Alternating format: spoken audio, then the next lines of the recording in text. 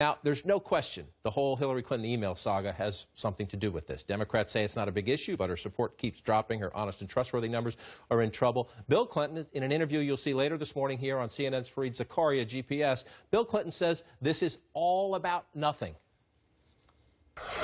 I think it'll be all right, but it's obvious what happened. You know, at the beginning of the year, she was the most admired person in public life.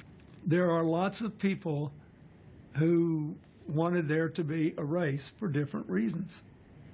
And they thought the only way they could make it a race was a full-scale frontal assault on her. And so this email thing became the biggest story in the world. That would be fine. It would be fine, and I lived 10 years of that when I covered Bill Clinton during the Clinton presidency. But Hillary Clinton set up her private email server against the advice of her boss, the President of the United States. Many of the things she has said in trying to explain it since have either been contradicted by facts or at least shown to be out of context. Now he says this is the Republicans and the media. Can they get away with this?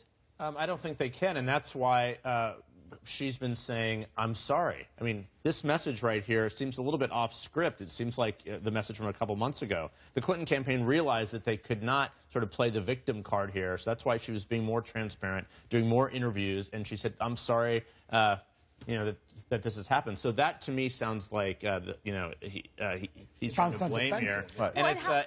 And it's not going to work. But this is his reflex. This has always been his reflex. It hasn't worked so far. But how are you the campaign of the future when you're having the same conversation that you had in the 90s?